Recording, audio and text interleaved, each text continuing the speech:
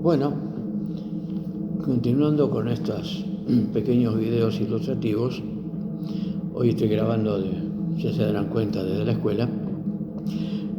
Necesitamos empezar con el tema de la termodinámica del curso y conviene refrescar algo que seguramente ya habrán visto, que es la parte de transferencia de calor.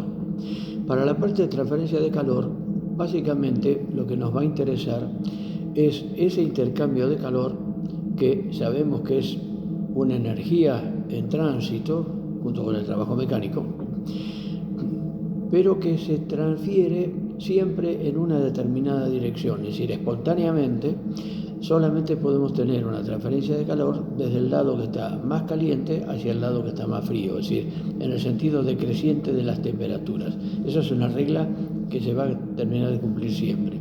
El tema es cómo se transfiere el calor, porque nosotros vamos a tener que entender un poco el funcionamiento de determinados equipos, básicamente de generación de vapor, las calderas, y también de intercambiadores de calor, es decir, enfriadores de aceite, precalentadores de combustible, toda una serie de equipos, vaporizadores para evaporar agua, para tener agua destilada, por ejemplo. Y todos esos sistemas funcionan de alguna manera con intercambio de calor. El tema es cómo se hace, porque entender cómo es que se procede a esa transferencia de calor es lo que me va a estar dando la posibilidad de diseñar mejor los equipos.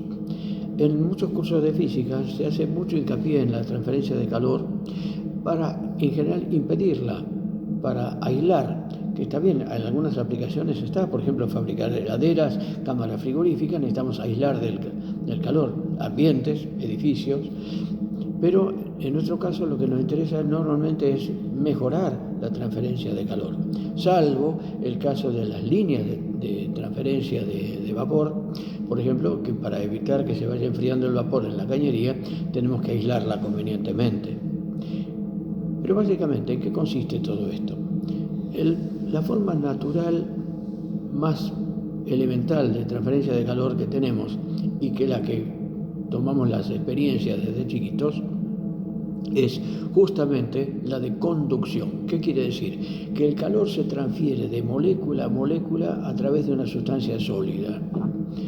También del líquido, o de los gases, de los fluidos, en condiciones muy especiales que ahora enseguida vamos a comentar.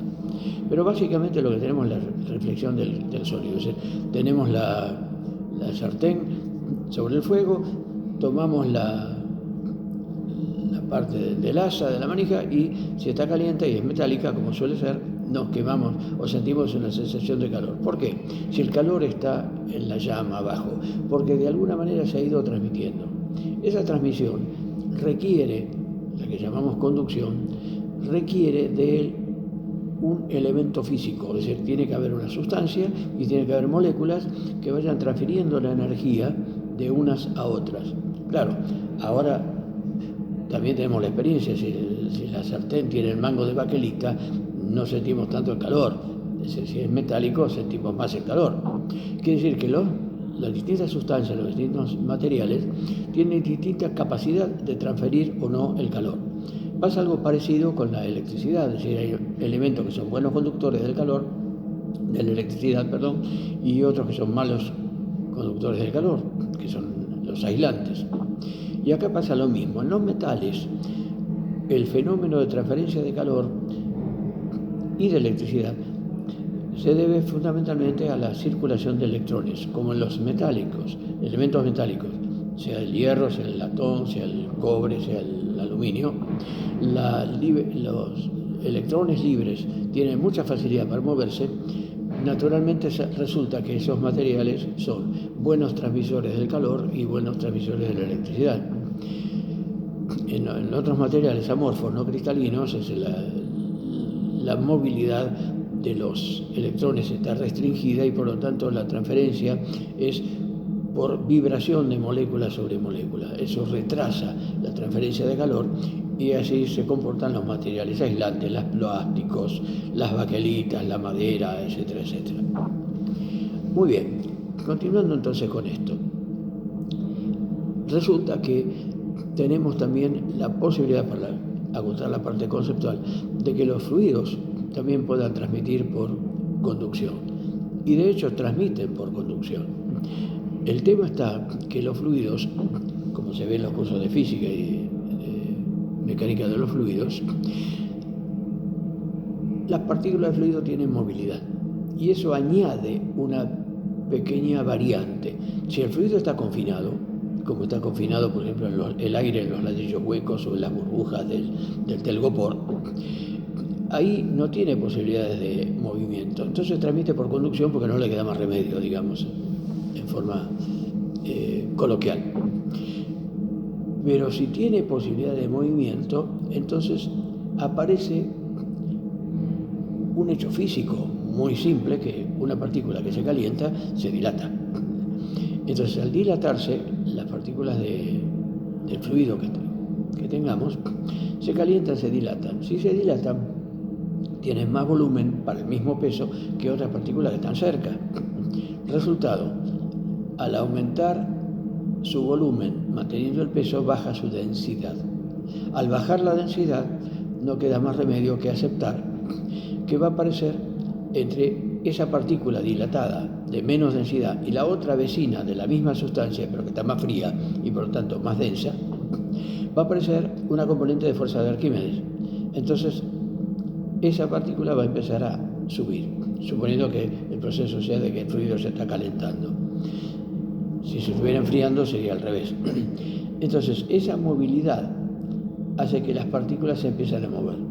Cuando pueden, ojo, las que están pegadas a la pared por el famoso y muy conocido principio de adherencia, se quedan pegadas a la pared. El tema está con las que están ya un poco más hacia adentro. Entonces, esas empiezan a subir y se forma una corriente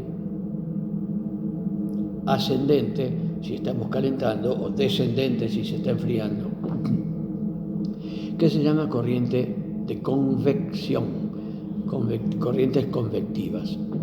Esas corrientes convectivas dan lugar a un fenómeno que es una suma de un proceso de transferencia de calor por conducción de molécula a molécula, pero donde las partículas tienen movilidad. Entonces se suma y se forman las corrientes colectivas. Y estamos sumando algo que es de transmisión de calor, conducción, con mecánica de los fluidos, la posibilidad de que se establezca una corriente por diferencia de densidades. Esa corriente por diferencia de densidades puede ser natural, convección natural, y puede ser también que la aceleremos.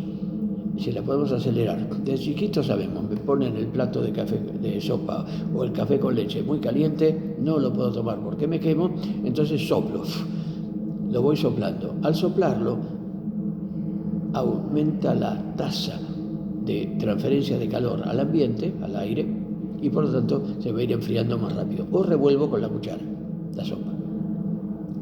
Esa agitación provocada por la cuchara o por el soplido hace que se acelere el proceso de convección, es decir, las corrientes convectivas se hacen más ágiles y por lo tanto va a ser mejor el proceso, lo cual ya me está trayendo, sin que haya hecho ninguna fórmula, fíjese que hasta ahora no puse fórmula ninguna, no estamos cuantificando, estamos simplemente analizando lo que corresponde, analizando esa posibilidad de establecer un cierto movimiento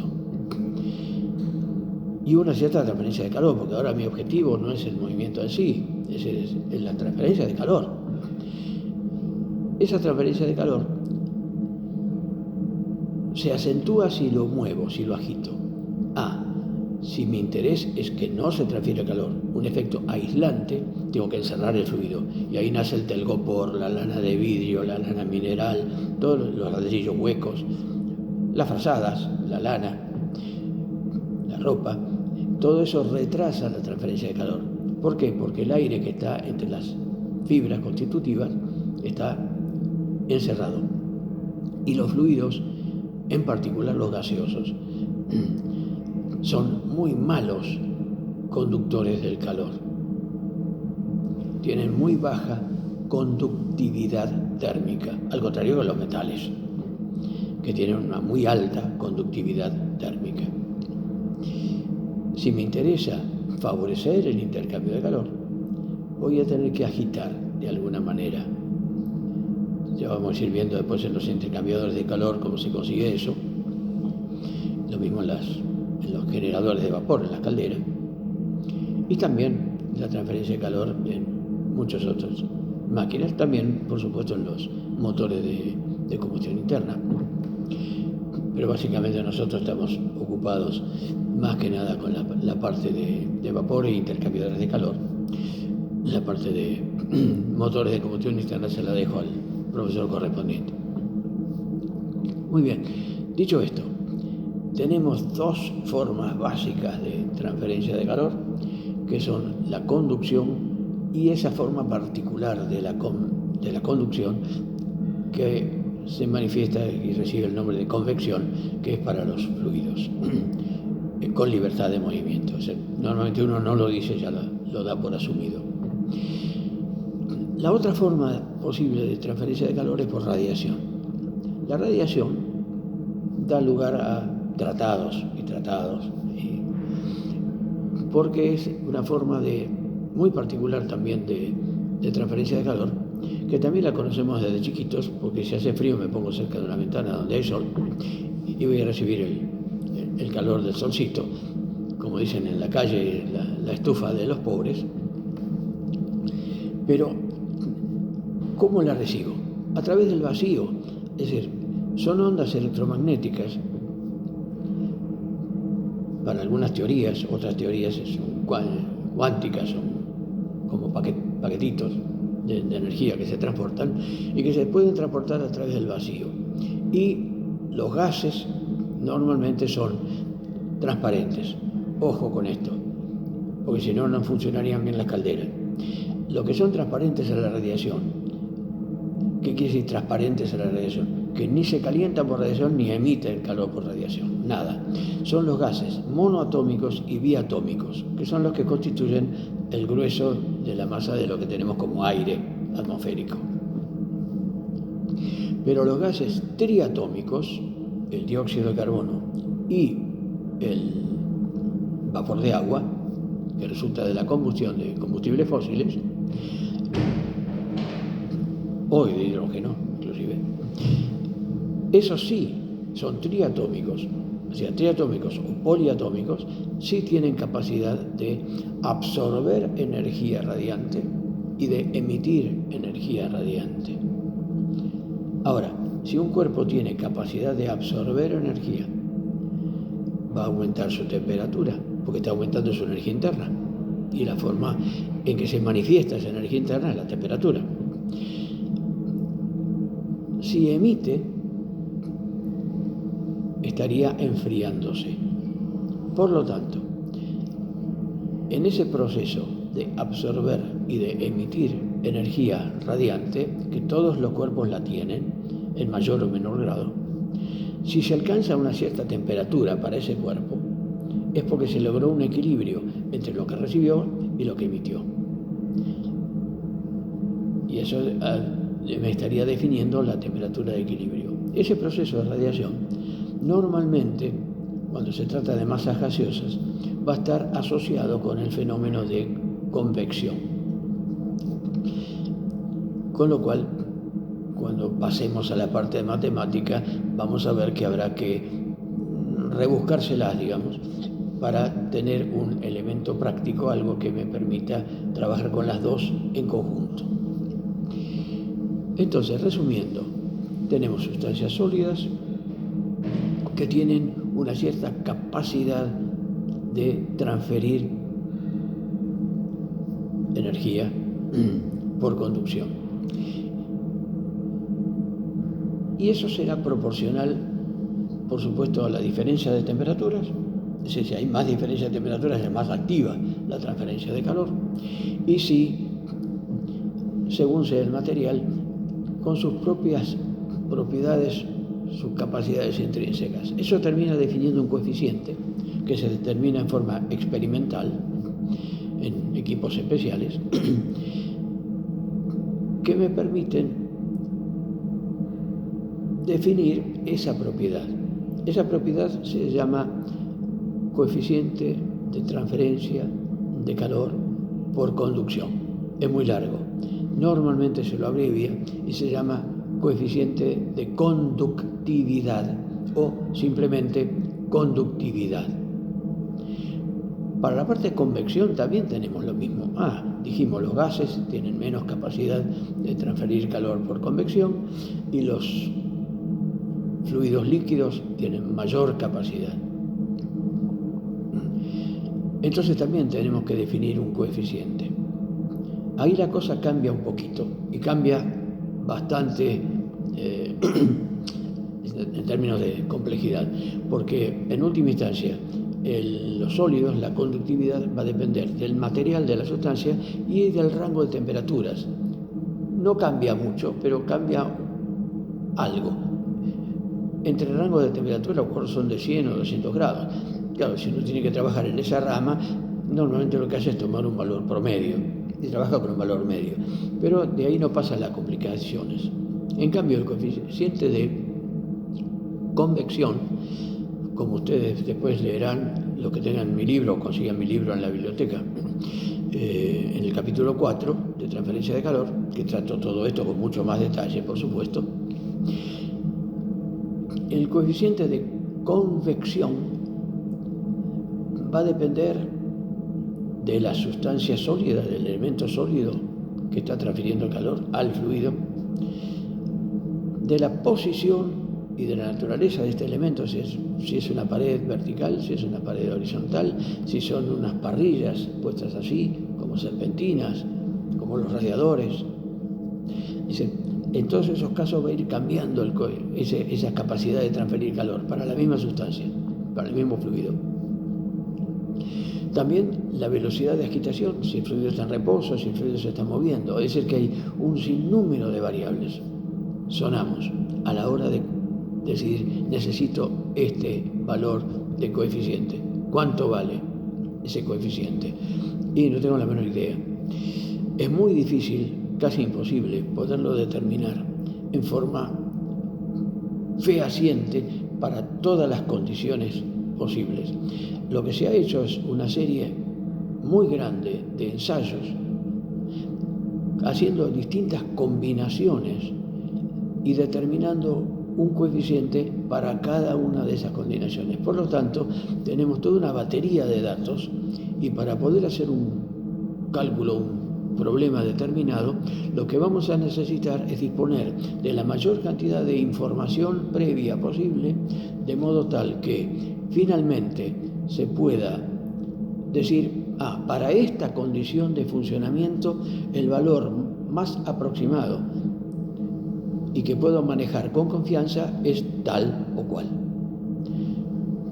En mi libro hay una serie de informaciones publicadas por un famoso libro de un ingeniero torreguitar que trabajaba en una fábrica de calderas acá en Argentina y que refleja toda una serie de investigaciones elaboradas por esta firma Mellor Goodwin, estadounidense. De modo tal que eso fue lo que me fue dando una serie de datos. Con lo cual, en la práctica, en nuestro aprendizaje, vamos a poder resolver algunos tipos de problemas y algunos casos prácticos comunes, pero no todos, porque no tenemos toda la información disponible. Bueno, muy bien. Suspendemos acá este video y luego, en una segunda parte, veremos un poquito el tema de las fórmulas, que por otro lado son bastante comunes y están en muchos lados. Hasta luego.